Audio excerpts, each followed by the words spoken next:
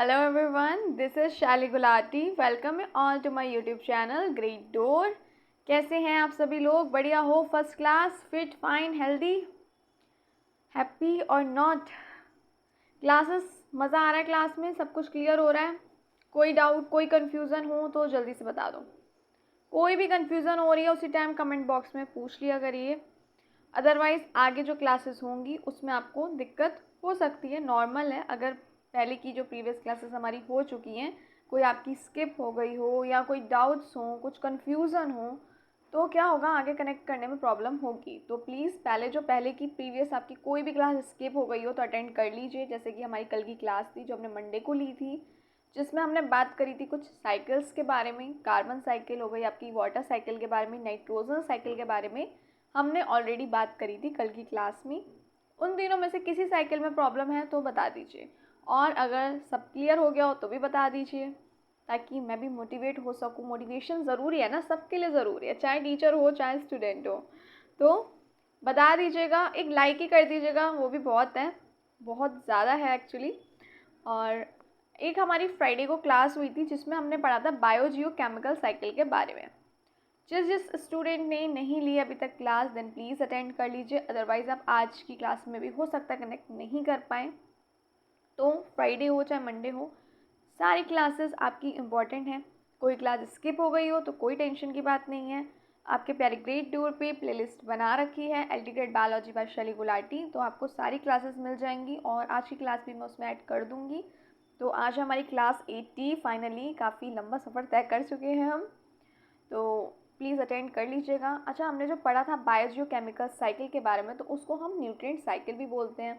साथ ही साथ हमने गैसियस और सेडिमेंट्री साइकिल के बारे में भी बात करी थी। Oxygen, water cycle, nitrogen cycle हो गई, कार्बन साइकिल, ये सारी हमने बात करी थी गैसियस में। और सेडिमेंट्री में आपकी हमने पढ़ी थी फॉस्फोरस, सल्फर भी। लेकिन क्या है ना, ये देखो, वाटर साइकिल है, ऑक्सीजन साइकिल हो गई, नाइट्रोजन हो गई, कार्बन हो गई, फॉस्फोरस, ये क्या है, एक इंडिविजुअल न्यूट्रिएंट साइकिल्स हैं जो ऑलरेडी हम 3 साइकिल्स डिस्कस कर चुके हैं कल की क्लास में। आज हम बात करेंगे ऑक्सीजन साइकिल की, फॉस्फोरस साइकिल और सल्फर साइकिल की। तो फिर स्टार्ट करते हैं आज की क्लास को। और जितने भी न्यू लर्नर्स, अगर अच्छी लगती हो class, then please like, share and subscribe. और आप लोग को बता दूं, हमारी ये जो क्लासेस हैं ये मंडे टू फ्राइडे होती हैं सुबह 11 बजे। और अगर आप या आपके नोन में कोई भी टीजीटी, नीट, एल्टीग्रेड बायोलॉजी की प्रिपरेशन कर रहा हो तो उस तक इन्फॉर्मेशन पहुंचा दीजिए कि भाई ग्रेट डोर पे मंडे टू फ्राइडे 11 बजे क्लास होती है सुबह। तो कॉपी पेन लेके बैठ जाओ, नोट्स साथ साथ बनाते चलिए। अच्छा, अगर आपके नोन में कोई भी सीटेट की भी अगर तैयारी कर रहा हो, देन सीटेट पेडागोजी क्लासेस भी हमारी ग्रेट डोर पे ही होती हैं। ऑलरेडी हम एक सब्जेक्ट कंप्लीट कर चुके हैं, child development and pedagogy for paper 1 and 2 years. ये जो क्लासेस थी हमारी बोथ पेपर 1 एंड 2 दोनों के लिए थी, और सिलेबस कंप्लीट हम कर चुके हैं, डिटेल में डिस्कशन किया था हमने। और जल्दी हमारा नेक्स्ट पेडागोजी की क्लासेस स्टार्ट होने वाली हैं। उम्मीद यही है कि मंडे से हो जाएंगी, पहले 1 जुलाई से होनी थी, रीशेड्यूल हो गई थी डेट, तो उम्मीद यही है कि मंडे से होंगी। बाकी अपडेट्स आपको मिल जाएंगी, चैनल को सब्सक्राइब कर दीजिएगा। Let's start class. तो आज हम पढ़ने वाले हैं ऑक्सीजन साइकिल यानी ऑक्सीजन चक्र के बारे में। तो ऑफ कोर्स नाम से ही आप समझ गए होंगे, ऑक्सीजन साइकिल की बात हो रही है तो मूवमेंट भी ऑक्सीजन का ही होगा। The oxygen cycle is the movement of oxygen with in and between its 3 main reservoirs, the atmosphere, the biosphere and the lithosphere. यानी जो ऑक्सीजन साइकिल है वो क्या है, एक मूवमेंट है ऑक्सीजन का। किस में, किसके बीच में हो रहा है, 3 मेन रिजर्वर के बीच में। 3 मुख्य रिजर्वर जो होंगे, एटमॉस्फेयर हो गया आपका, बायोस्फीयर हो गया आपका, और लिथोस्फीयर हो गया, जीव मंडल हो गया आपका, वायुमंडल हो गया, और स्थल मंडल हो गया। तो इसके बीच में मूवमेंट हो रहा है ऑक्सीजन का। हम कह सकते हैं इनके बीच में चक्र करती है जो ऑक्सीजन हो गई, वायुमंडल, स्थल मंडल और जीव मंडल के बीच चक्र करती है। देन नेक्स्ट देखते हैं इसके मेन प्रोसेसेस क्या हैं, मुख्य प्रक्रियाएं क्या हैं।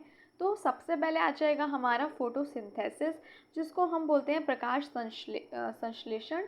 और इसको मैं नोट कर देती हूँ, पेन ले लेती हूँ हिंदी वाले लर्नर्स को ताकि दिक्कत ना हो।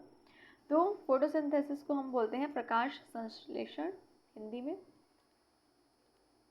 प्रकाश संश्लेषण। एक सेकेंड,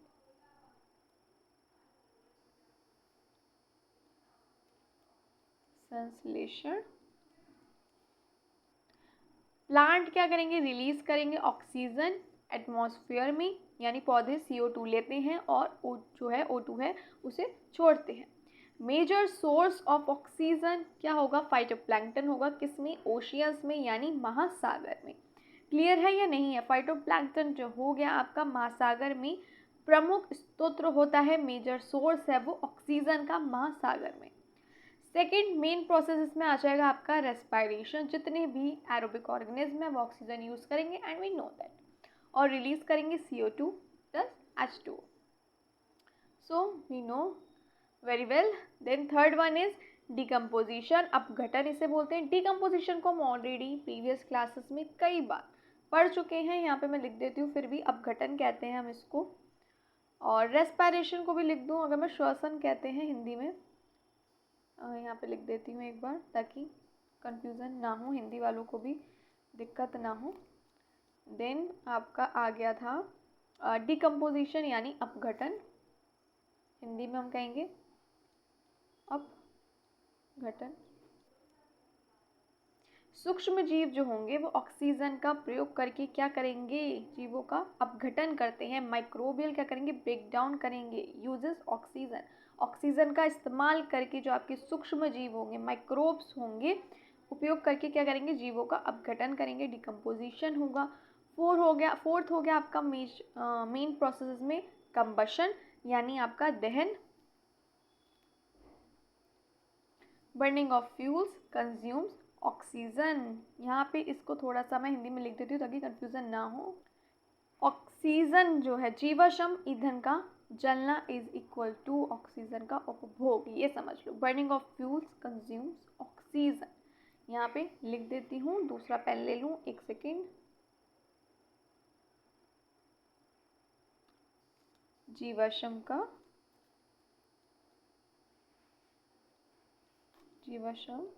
ईंधन का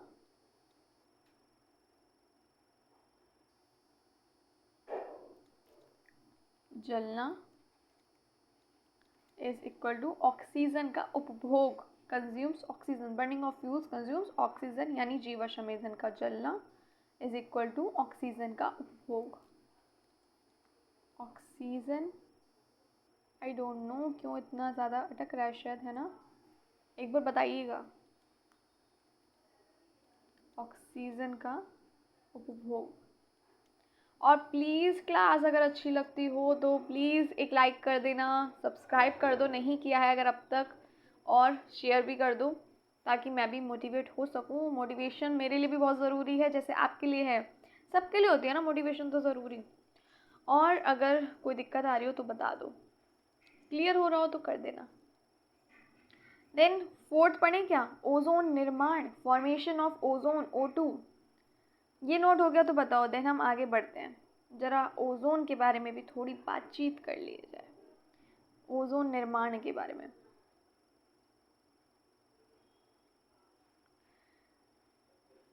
देखो, in stratosphere O2 plus UV gives O3, ozone layer जो होगी वो प्रोटेक्ट करेगी, रक्षा करेगी UV किरणों से। ऊपरी वायुमंडल में O2 क्या देगी, O3, जो UV किरणें जो होंगी उससे बचाएगी। ओजोन लेयर प्रोटेक्ट करेगी, रक्षा करेगी UV किरणों से। देन आ जाएगा आपका oxidation of rocks, O2 react करेगी किससे, with minerals in rocks, for example Fe gives FeO3, यहाँ पे Fe2O3 है, यहाँ पे मैं लिख देती हूँ, ये ऑक्सू लिख दिया बाई मिस्टेक, ये है आपका oxidation,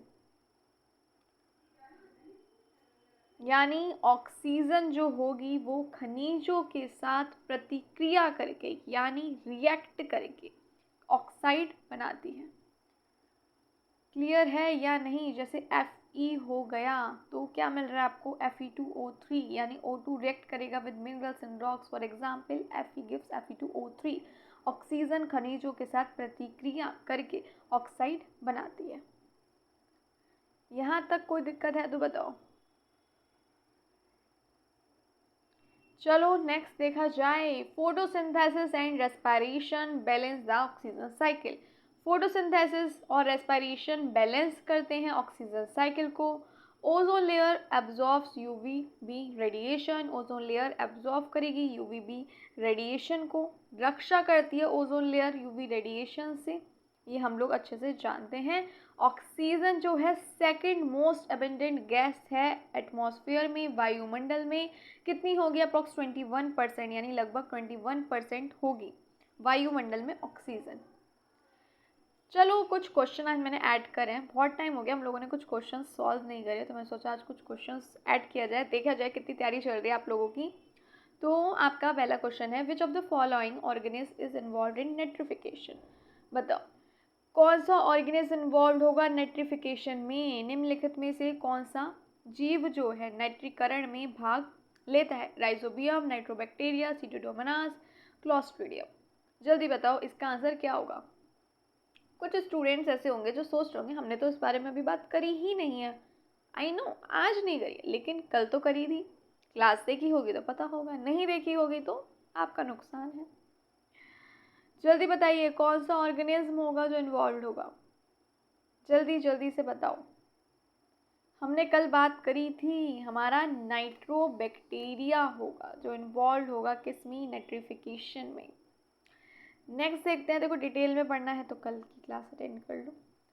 which process in the water cycle adds water vapour to the atmosphere? कौन सा प्रोसेस होगा जो वाटर साइकिल में ऐड करेगा वाटर वेपर एटमॉस्फेयर में? ये जो प्रोसेसेस है इसके बारे में हमने कल बात करी थी जब हमने वाटर साइकिल के बारे में बात करी थी। हाइड्रोस्फीयर याद करिए, प्रेसिपिटेशन, कंडेंसेशन, ट्रांसपैरेशन, इन्फिल्ट्रेशन, ये सारी बातचीत हम ऑलरेडी कल की क्लास में कर चुके हैं। डिटेल में हमने पढ़ी थी सारी साइकिल्स, चाहे कार्बन हो, वाटर हो, नाइट्रोजन हो। तो लास्ट क्वेश्चन जो था वो हमने नाइट्रोजन साइकिल में पढ़ा था, और ये वाटर साइकिल का आ गया आपका जल चक्र में कौन सी प्रक्रिया वायुमंडल में जल वाष्प यानी वाटर वेपर जोड़ती है? जल्दी बताओ, प्रेसिपिटेशन, कंडेंसेशन, ट्रांसपैरेशन या इन्फिल्ट्रेशन? जल्दी जल्दी बताइए किस किसने अटेंड करी है क्लास, कौन कौन है जो स्किप कर रहा है, नुकसान कर रहा है अपना। देखिए करेक्ट आंसर है आपका ट्रांसपैरेशन। ट्रांसपैरेशन प्रोसेस में ही जो वाटर साइकिल है उसमें ऐड हो रही है क्या? वाटर वेपर एटमॉस्फेयर में। देखो डिटेल में हमने पढ़े थे ये सारे प्रोसेसेस, जितने भी प्रोसेस आप देख रहे हैं हमने डिटेल में पढ़े थे कल की क्लास में, नहीं देखे देन प्लीज अटेंड कर लेना। नेक्स्ट क्वेश्चन है, combustion contributes to which biogeochemical cycle? ये सब बायोजियोकेमिकल साइकिल ही तो है, न्यूट्रिएंट साइकिल ही तो है, मैंने आपको बताया था सारी एक इंडिविजुअल न्यूट्रिएंट साइकिल है। Combustion contributes to which biogeochemical cycle? जल्दी बता दो। केवल कार्बन में, केवल ऑक्सीजन में, बोथ कार्बन एंड ऑक्सीजन, या केवल नाइट्रोजन में? जल्दी से बताइए क्या है इसका सही आंसर।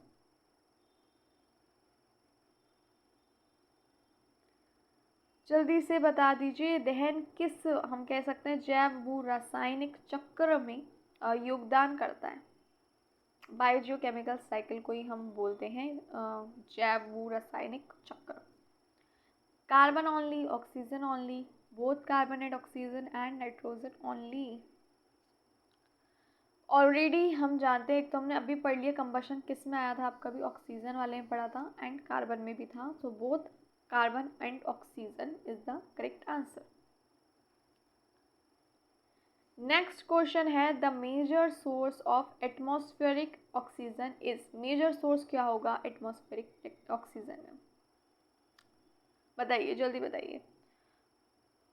वायुमंडल जो होगा ऑक्सीजन का प्रमुख स्रोत क्या होगा, मेजर सोर्स क्या होगा, हम अभी पढ़ चुके हैं। बताइए जल्दी, रेस्पिरेशन, डिकम्पोजिशन, फोटोसिंथेसिस या कंबशन? जल्दी बताइए क्या होगा मेजर सोर्स एटमॉस्फेरिक ऑक्सीजन का? जल्दी जल्दी बता दो। वो होगा हमारा प्रकाश संश्लेषण, यानी हो गया आपका फोटोसिंथेसिस। क्लियर है यहाँ तक? जल्दी बताओ, ऑक्सीजन साइकिल में कोई दिक्कत तो नहीं आई?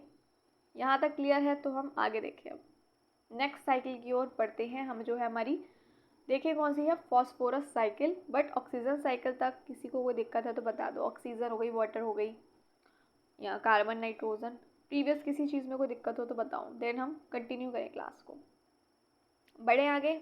चल फॉस्फोरस साइकिल यानी फॉस्फोरस चक्र, जब फॉस्फोरस की बात है तो मूवमेंट भी फॉस्फोरस का ही होगा। तो इसमें किसका मूवमेंट हो रहा है? Of course phosphorus cycle is the movement of phosphorus through the lithosphere, hydrosphere and biosphere. Atmosphere देखो इसमें इन्वॉल्व नहीं है, देख लो नहीं है, इस वजह से इसे हम सेडिमेंट्री साइकिल भी कहते हैं। एटमॉस्फेयर इन्वॉल्व नहीं है इसलिए इसे हम सेडिमेंट्री साइकिल करेंगे। ये धीमा चक्र है और इसमें मूवमेंट हो रहा है किसका? फॉस्फोरस का इसमें मूवमेंट हो रहा है। पृथ्वी की चट्टानों, जलमंडल हो गया आपका, जीव मंडल के बीच क्या हो रहा है? चक्रण करता है ये, जो फॉस्फोरस साइकिल हो गई। क्लियर है या नहीं है? पृथ्वी की चट्टानें यहाँ पे लिख देती हूँ, पेन पेन पेन, चलिए पृथ्वी की या पृथ्वी के चट्टानों, जलमंडल हो गया आपका, हाइड्रोस्फीयर, सॉरी यहाँ पे लिख देती हूँ, जलमंडल, हाइड्रोस्फीयर और आपका जीव मंडल हो गया यानी बायोस्फीयर। जीव मंडल के बीच चक्रण घटता है, एक साइकिल है ये, बीच चक्रण करता है। The phosphorus cycle is the movement of phosphorus through the lithosphere, hydrosphere and biosphere. It is slow and does not involve the atmosphere, making it a sedimentary cycle. phosphorus cycle में ही movement होगा phosphorus का, किससे होगा, कहाँ कहाँ होगा, ये किसके बीच हो रहा है? ये लिथोस्फीयर, हाइड्रोस्फीयर एंड बायोस्फीयर। चक्रण करता है ये, यानी पृथ्वी के चट्टानों, जलमंडल और जीव मंडल के बीच चक्रण करता है। ये धीमा है, इसमें एटमॉस्फेयर देखो इन्वॉल्व नहीं है, जिससे ये क्या कहते हैं? इसे सेडिमेंट्री साइकिल कहते हैं। इसलिए इसे एक सेडिमेंट्री साइकिल कहते हैं क्योंकि इसमें हमारा वायुमंडलीय इन्वॉल्व नहीं है और ये धीमा है। देन नेक्स्ट देखते हैं हम, स्टेप्स देख लेते हैं फॉस्फोरस साइकिल की, विच इज़ वेरी इंपॉर्टेंट। तो चट्टानों का अपक्षय सबसे पहला आ जाता है आपका, यानी वेदरिंग ऑफ रॉक्स। यहाँ पे मेंशन भी कर देती हूँ मैं एक बार, चट्टानों का अपक्षय।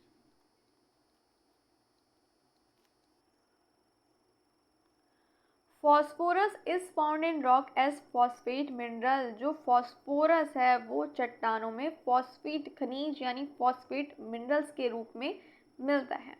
वेदरिंग यानी breaking down of rocks by rain, wind etcetera releases inorganic phosphate into the soil. इसमें क्या हो रहा है? वर्षा, हवा आदि के कारण क्या होगा? चट्टानें टूटती हैं, मिट्टी में क्या होगा? रिलीज होगा इनऑर्गेनिक फॉस्फेट इससे।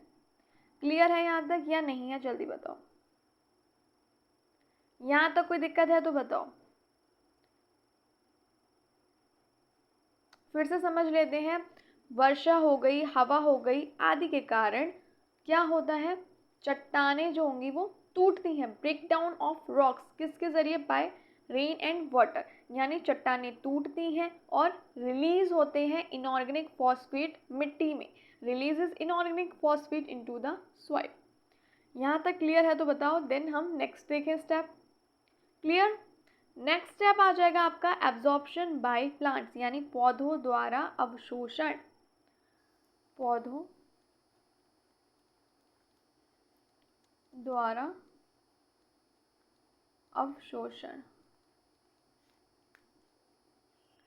Plants absorbs inorganic phosphates from the soil through their roots. Plants क्या करेंगे? अवशोषण हो रहा है, क्या करें? एब्जॉर्ब करें इनऑर्गेनिक फॉस्फेटाइंस को मिट्टी में से। किससे? अपने रूट्स से, यानी जड़ों द्वारा अवशोषित कर रहे हैं इनऑर्गेनिक फॉस्फेट आइंस को मिट्टी से। ये जो फॉस्फेट्स हैं ये किसका भाग हो गए? किसका मतलब हिस्सा बनते हैं? तो ये फॉस्फेट्स हिस्सा बन गए आपके न्यूक्लिक एसिड्स, एटीपी और फॉस्फोलिपिड्स जैसे का।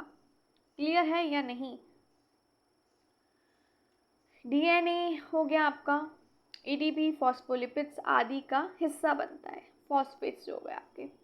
देन आ जाता है हमारा थर्ड, कंजप्शन बाय एनिमल्स। जल्दी से देख लेते हैं, यानी पशुओं कह सकते हैं, यहाँ पे लिख देती हूँ, पशुओं द्वारा ग्रहण, कंजप्शन करना।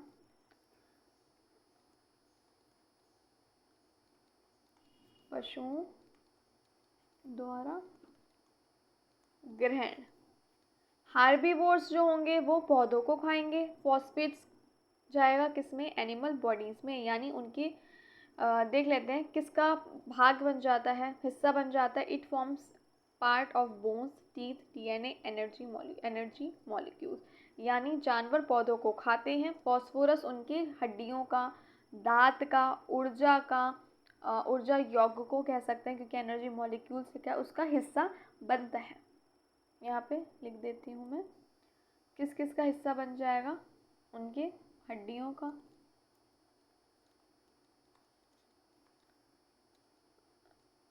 दांतों, डीएनए, ऊर्जा यौगिकों का हिस्सा बनता है।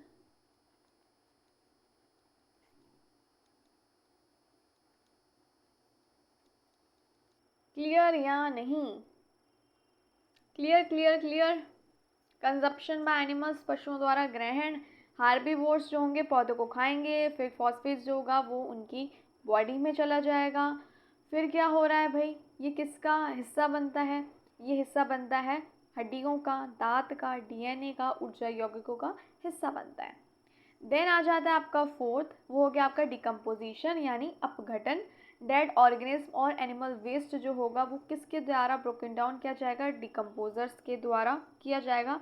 डिकम्पोजिशन को भी हम कई बार पढ़ चुके हैं। मृत जीवों का और जो भी एनिमल वेस्ट हो गया, यूरिन वगैरह हो गई, उसका अपघटन होता है। फॉस्फोरस क्या होगा, फिर से मिट्टी में चला जाएगा और पानी में चला जाएगा एज फॉस्फेट, लौटता है वापस। देखो जहाँ से प्रक्रिया स्टार्ट हुई वहीं पे पूरी साइकिल चलती रहती है।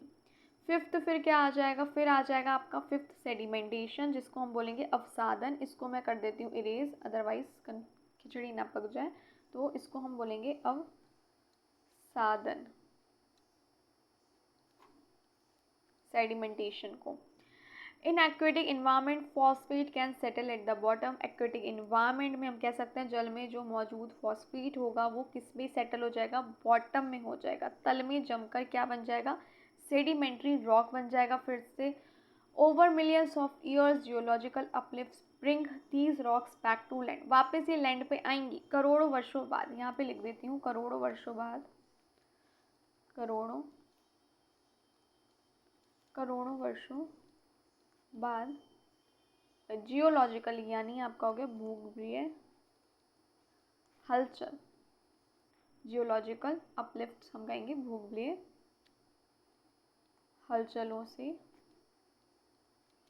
ये चट्टानें फिर जमीन पर आती हैं, वापस साइकिल वहीं की वहीं स्टार्ट हो जाती है। क्लियर हो गया या नहीं? आई होप क्लियर हो गया होगा।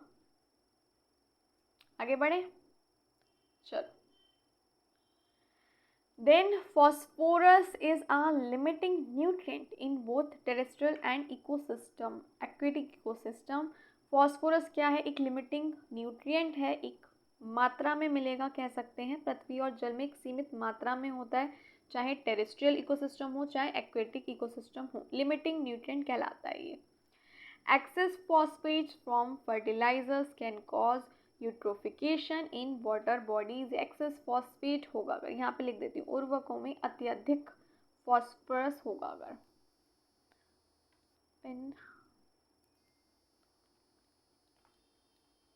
उर्वरकों में अत्यधिक फॉस्फोरस, इससे क्या होगा, जल में यूट्रिफिकेशन हो गया आपका, जो यूट्रोफिकेशन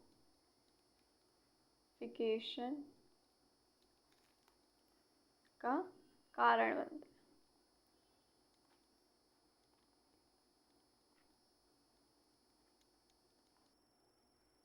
क्लियर?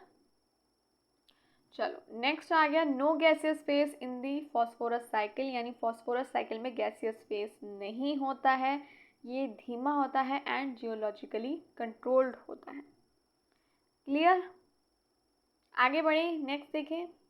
यहाँ पे शायद मैंने मेंशन अभी करा भी था ना, कांग्या देखो इसमें लिखा भी है, इट इज़ स्लो यानी धीमा होता है ये, और इसमें एटमॉस्फेयर इन्वॉल्व नहीं होता, तो गैसियस वाला भी चक्कर इसमें नहीं है, यानी कि इसमें गैसियस जो है फेस नहीं होगा। क्लियर है ना? और धीमा होगा और जियोलॉजिकली कंट्रोल्ड होगा। देन इसका भी क्वेश्चन कुछ देख लेते हैं, which of the following elements does not have a gaseous cycle? कौन सा एलिमेंट होगा जिसमें गैसियस साइकिल नहीं होगी? अभी आपने पढ़ा है, बताइए जल्दी से, नाइट्रोजन, कार्बन, फास्फोरस या फिर सल्फर। अभी पढ़ा है तो इसमें मुझे नहीं लगता आपको ज़्यादा सोचने की भी ज़रूरत है। अभी हमने फास्फोरस साइकिल की बात करी जिसमें हमने पढ़ा था इसमें गैसियस फील नहीं होता, एटमॉस्फेयर की बात इसमें नहीं हुई थी, वायुमंडलीय की। तो the correct answer is phosphorus. Next question है, phosphorus is mainly stored in, phosphorus जो होगा मुख्य रूप से कहाँ संग्रहित होता है, स्टोर्ड होता है? एटमॉस्फेयर में, सॉइल में, वाटर बॉडीज़ में या फिर रॉक्स में, यानी वायुमंडल में होगा आपका, मिट्टी में होगा, जल में, चट्टानों में, कहाँ पे होगा, कहाँ संग्रहित होगा? तो अभी हम ऑलरेडी इतनी देर से इसे पढ़ रहे हैं, इसमें होगा phosphorus is mainly stored in rocks. अब आ जाती है हमारी सल्फर साइकिल, लेकिन अभी तक जो हमने क्लास ली है, अभी तक कोई दिक्कत आ रही हो तो जल्दी से बताओ, देन हम सल्फर साइकिल की बात करेंगे। जल्दी बताओ, कोई दिक्कत परेशानी? स्टार्ट करी जाए सल्फर साइकिल। चलो देखते हैं सल्फर साइकिल। इसमें तो भाई सल्फर का ही सर्कुलेशन होगा, तो sulphur cycle is the circulation of sulphur through the atmosphere, lithosphere, hydrosphere and biosphere.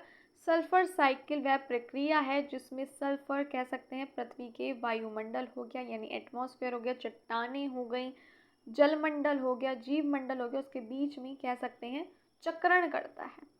Sulphur sedimentary में भी एग्जिस्ट करता है और गैसेस फॉर्म में भी एग्जिस्ट करता है, जिससे ये बनाता है इसे डुअल साइकिल यानी द्वैध चक्र। यहाँ पे लिख देती हूँ, यह एक डुअल साइकिल है, यानी यह एक द्वैध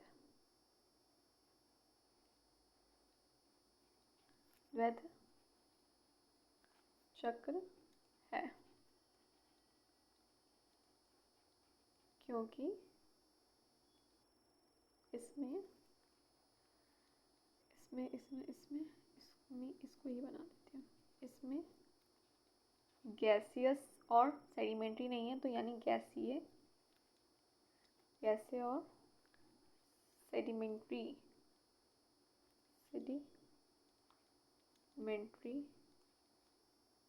दोनों चरण होते हैं।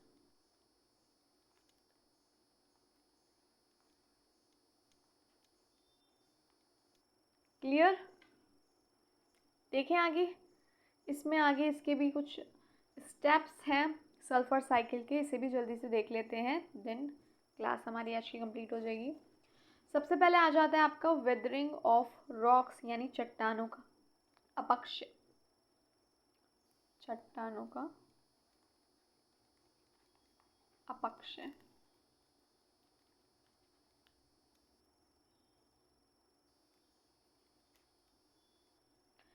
Sulfur containing rocks release sulphate ions into the soil and water through weathering. जल्दी से इसे देखते हैं, यानी सल्फर युक्त चट्टान हो गई, जैसे हो गई आपकी पायराइट और जिप्सम, क्या रिलीज करेंगे?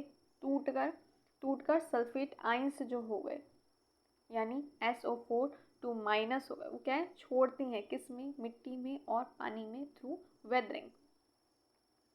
क्लियर और नॉट? सल्फेट कंटेनिंग रॉक्स जो होंगी रिलीज करेंगी सल्फेट आयंस, किसमें, मिट्टी में और पानी में, through weathering. Then second step आ जाएगा इसका एब्जॉर्प्शन बाय प्लांट्स। अब क्या होगा, एब्जॉर्प्शन होगा, प्लांट जो होंगे वो एब्जॉर्ब करेंगे किसे, यही जो ये सल्फेट आयंस हैं जो रिलीज हुए हैं, SO4 टू माइनस आयंस जो आप देख रहे हैं मिट्टी में से, और कन्वर्ट करेंगे इसको ऑर्गेनिक सल्फर कंपाउंड्स में। क्लियर है या नहीं? जल्दी बताओ, यहाँ तक कोई दिक्कत है तो बताओ। अमीनो एसिड्स कौन कौन से हो जाएंगे? फॉर एग्जांपल इसके जो ऑर्गेनिक सल्फर कंपाउंड्स में जो कन्वर्ट कर रहा है, एग्जांपल्स जैसे इसके क्या होंगे? अमीनो एसिड्स हो जाएंगे, जैसे कि हो गया आपका सिस्टीन, सिस्टीन में बदलते हैं। और क्या हो गया आपका? मेथियोनिन हो गया आपका। तो इसमें क्या है? ये बदलते हैं, कन्वर्ट होते हैं। ये आपके क्या हो गया? ऑर्गेनिक सल्फर कंपाउंड्स हो गए। देन थर्ड क्या होगा? एनिमल द्वारा अपटेक किए जा रहे हैं ये, यानी ग्रहण किए जा रहे हैं पशुओं द्वारा। एनिमल्स जब पौधों खा रहे हैं तो क्या कंज्यूम कर रहे हैं? क्या कंज्यूम कर रहे हैं जब प्लांट्स को, तो क्या जा रहा है? सल्फर जा रहा है। जानवर सल्फर पौधों के द्वारा प्राप्त करते हैं। सल्फर अब किसका हिस्सा बन जाता है? प्रोटीन का, एंजाइम का और विटामिन का। क्लियर है यहाँ तक? कोई दिक्कत है तो बताओ। सल्फर किसका हो जाएगा पार्ट? प्रोटीन का, एंजाइम का और विटामिन का इसमें होता है। देन आ जाएगा आपका डिकम्पोजिशन, जो हो गया आपका अपघटन। माइक्रोब्स जो होंगे वो डिकम्पोज करेंगे डेड मैटर को फिर, और रिलीज करेंगे hydrogen sulphide which is H2S, किसमें? सॉइल में और एयर में। डुअल साइकिल है ना ये, हम ऑलरेडी पढ़ चुके हैं। तो सॉइल में और एयर में रिलीज करेंगे ये हाइड्रोजन सल्फाइड को। देन फिफ्थ पॉइंट क्या हो जाएगा? अब ये जो हाइड्रोजन सल्फाइड हो गई, तो फिफ्थ आ जाएगा आपका बैक्टीरियल कन्वर्जन। बैक्टीरिया द्वारा क्या हो रहा है इसमें? रूपांतरण हो रहा है इसमें। अब क्या होगा? जो सल्फर ऑक्सीडाइजिंग बैक्टीरिया जो होंगे वो कन्वर्ट करेंगे इस हाइड्रोजन सल्फाइड को, किस में? SO4 में। देन जो सल्फर रिड्यूसिंग बैक्टीरिया होंगे वो हम कह सकते हैं वो क्या करेंगे? वो कन्वर्ट करेंगे SO4 को, किस में? H2S में। क्लियर है या नहीं है?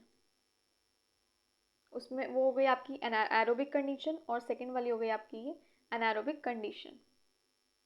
यहाँ तक कोई दिक्कत है तो जल्दी बताओ, जल्दी जल्दी से बता दो। अब आप लोग ये भी सोच रहे होंगे ये H2S को जो ऑक्सीकृत करते हैं, इसको थोड़ा सा हम देख लेते हैं। जो ये फिफ्थ वाला है हमारा बैक्टीरियल कन्वर्जन, जैसे कि आपके एक बैक्टीरिया हो गया थायोबैसिलस। इसमें क्या हो रहा है? ये जो बैक्टीरिया है H2S को ऑक्सीकृत करके क्या बनाता है? SO4 बनाता है। ये आपकी कौन सी कंडीशन हो गई है? ये हो गई आपकी एरोबिक कंडीशन। ये इंपॉर्टेंट बैक्टीरिया ही है। थायोबैसिलस एक बैक्टीरिया है। ये क्या कर रहा है? H2S को ऑक्सीकृत करके SO4 बनाता है। देन आ जाता है आपका एक सेकंड बैक्टीरिया, वो भी इम्पॉर्टेंट है, पढ़ना ज़रूरी है, तो इसको भी देख लेते हैं। डेसल्फोविब्रियो।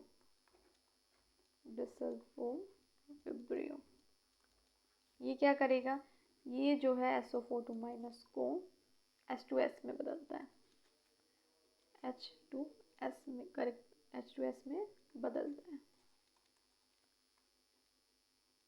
ये जो है आपकी हो गई कौन सी कंडीशन? जो अभी हमने ऑलरेडी देखी थी। दो कंडीशन, एक थी हमारी एरोबिक और एक थी हमारी अनारोबिक। तो ये हो गई हमारी अनारोबिक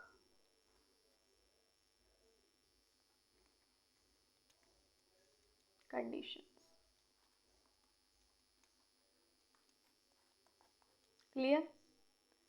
देन आगे देखते हैं। फिर आ जाता है आपका ज्वालामुखी व दहन, यानी volcanic emission and combustion. Volcanoes and burning of fossil fuels, जैसे वॉल्केनोस का और फॉसिल फ्यूल्स का जलना, यानी ज्वालामुखी और कोयले का जलना। तो क्या हो रहा है? सल्फर डाइऑक्साइड क्या होगा? वायुमंडल में ये छोड़ते हैं, रिलीज करते हैं ये सल्फर डाइऑक्साइड को एटमॉस्फेयर में। देन सेवन्थ आ जाएगा आपका atmospheric conversion. SO2 plus O2 gives SO3 यानी sulphur trioxide. Then sulphur trioxide plus water यानी H2O गिव्स H2SO4 यानी सल्फ्यूरिक एसिड, जो कि एक एसिड रेन बन के आ रहा है।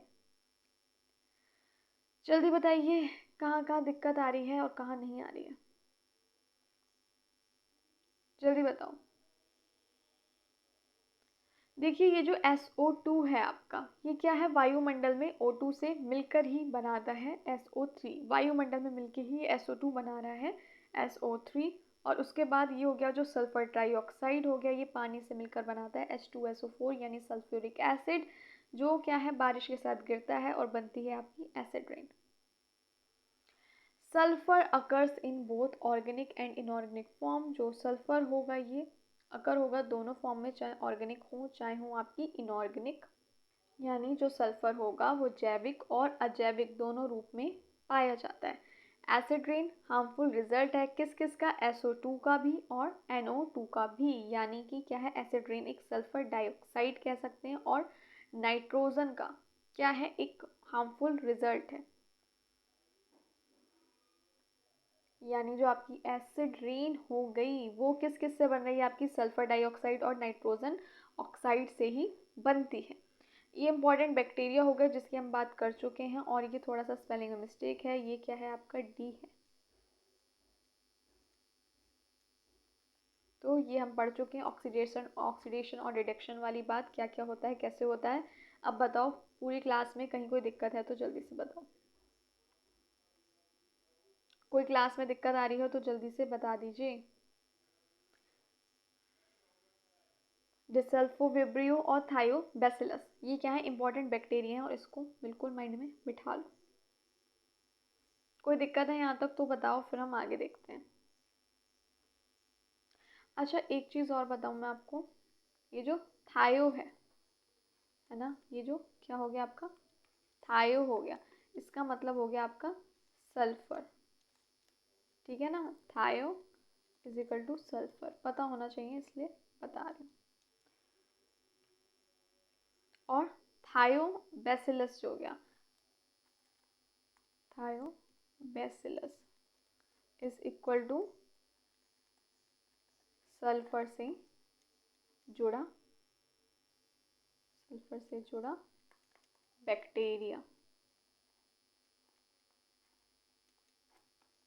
क्लियर या नहीं, क्लियर। और नेक्स्ट बैक्टीरिया जो है हमारा, इसमें देखो डी का मतलब क्या होता है, घटना। यहाँ तो लिख देती हूँ, डी का मतलब होगा आपका घटना। तो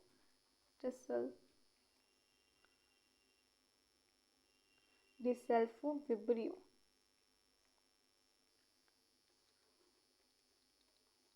विब्रियो कह सकते हैं हम, सल्फेट से,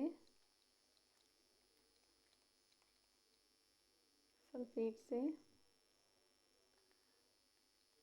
सल्फाइड बनाने वाला, साथ ही साथ ये भी लिख सकते हैं घटाने वाला बैक्टीरिया।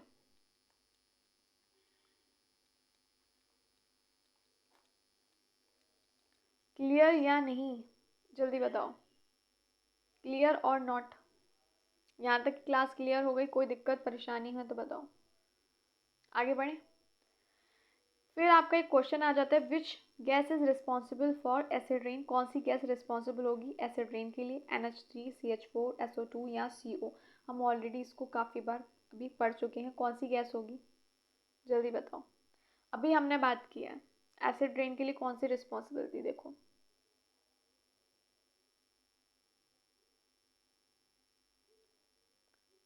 कहाँ गया, अभी हमने पढ़ा है यहीं पे, एसिड रेन, एसिड रेन। हाँ ये देखो कौन सी थी भाई, सल्फ्यूरिक एसिड। ये हमने अभी बात करी थी। SO2 जो होगी आपकी सल्फर, SO2 प्लस O2, जिससे क्या आ रहा है SO3 मिल रहा है, सल्फर ट्राईऑक्साइड, देन वो वाटर के साथ मिलकर क्या बना रही है, H2SO4 बना रही है। तो वही आ रहा है आपका बारिश के साथ कहते हैं मिलकर आ रहा है, ऐसा एसिड रेन हो गई वो हमारी। तो ये हम ऑलरेडी पढ़ चुके हैं। तो करेक्ट आंसर इसमें आपका क्या होगा, SO2 होगा। यही वो गैस है जो रिस्पॉन्सिबल है एसिड रेन के लिए। देन क्लास आपकी यहीं पे समाप्त होती है, और अच्छी लगी हो class then please like share subscribe. और अगर कोई दिक्कत आ रही हो तो कमेंट बॉक्स में आप लोग पूछ सकते हैं। कोई भी परेशानी, कोई कन्फ्यूज़न, कोई डाउट आप लोग पूछ लीजिएगा। और मिलती हूँ फिर आपसे कल अपनी नेक्स्ट क्लास में सुबह 11 बजे सेम टाइम। और तब तक के लिए रिवीजन करते रहिए एंड सपोर्ट करते रहिए, मोटिवेट करते रहिए खुद को भी, मुझे भी। और मिलती हूँ फिर आपसे नेक्स्ट क्लास में, तब तक के लिए bye bye. Take care of yourself and your family. Thank you for watching.